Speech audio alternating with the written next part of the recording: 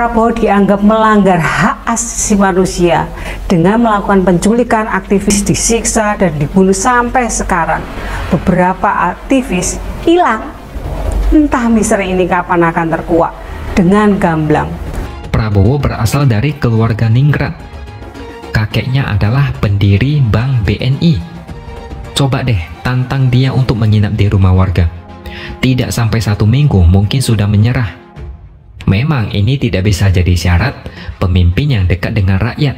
Tapi dekat dengan rakyat adalah salah satu cara menyelesaikan permasalahan yang dialami mereka. Iki yang nemen temperamental Prabowo, piye to? Udah meledak.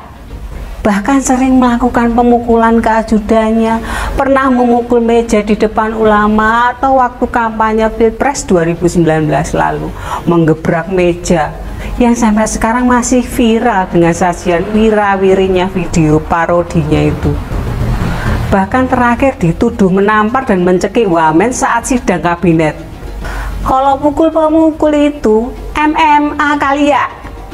Sebenarnya apakah tepat dilakukan pada saat perhelatan Pilpres seperti saat ini, di arena yang jadi ajang tontonan seluruh rakyat Indonesia, yang semestinya dilakukan dengan adab, moral, dan etika?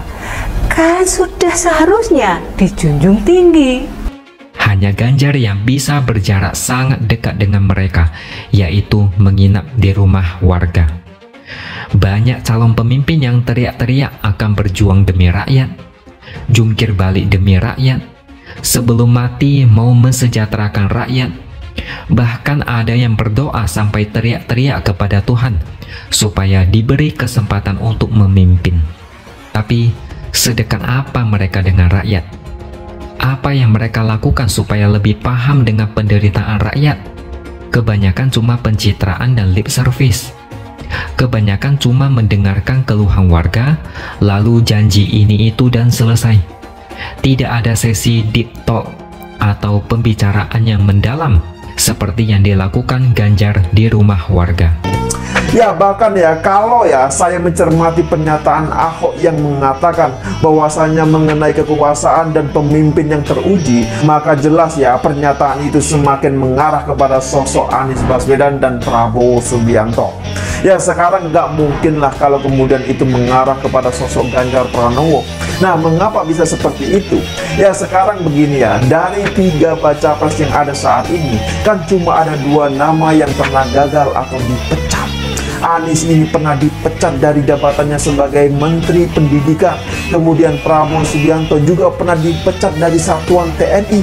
Nah, sedangkan Ganjar Pranowo ini kan belum pernah gagal atau dipecat sama sekali, bener kan?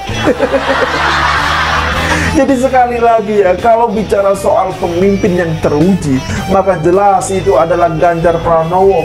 Sosok Ganjar Pranowo ini adalah pemimpin yang paling teruji di antara 2 baca pres lainnya. Ya, seperti yang sudah disampaikan oleh Ahok, bahwasanya ya Ganjar Pranowo ini pernah menjabat sebagai anggota DPR RI.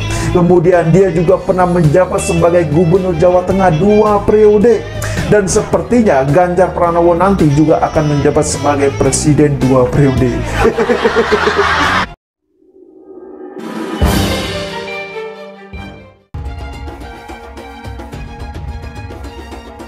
Siapa sih yang tak kenal dengan Profesor Mahfud MD?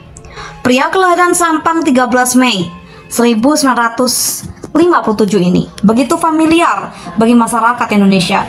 Selain pernah menjabat sebagai Ketua Mahkamah Konstitusi, Profesor Mahfud MD juga sempat menjabat sebagai Menkumham dan Menteri Pertahanan di era Presiden Abdurrahman Wahid.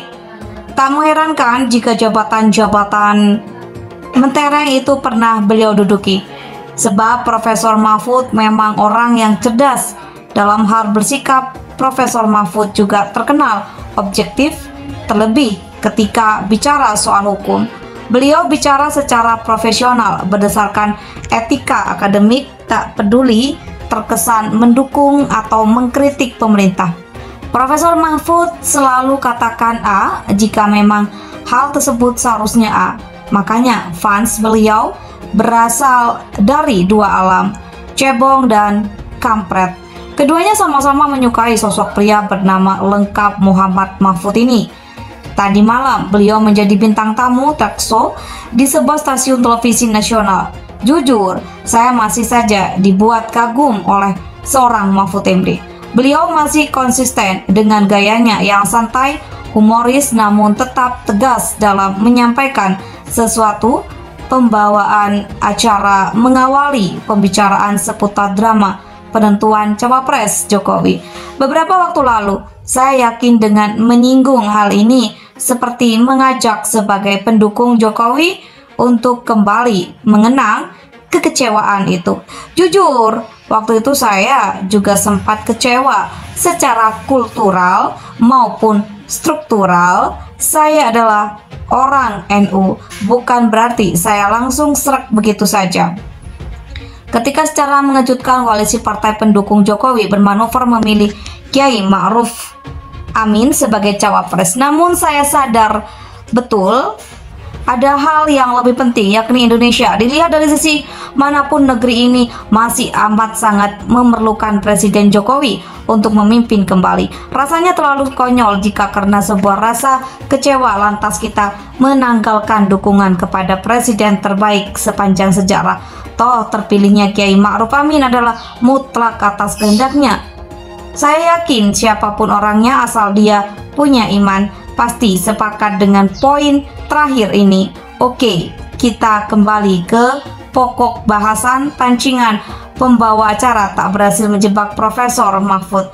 Beliau masih konsisten dengan apa yang beliau sampaikan waktu dulu, bahwa beliau kecewa batal jadi cawapres. Memang iya, tapi hanya sebentar, tak lebih dari 5 menit. Setelah itu beliau kembali kepada realita. Inilah politik Profesor Mahfud membeli gambaran bagaimana perjuangan maha berat Presiden Soekarno bagi bangsa Indonesia. Apa yang dialami seorang Mahfud MD tidak ada apa-apanya. Kecil, kata beliau.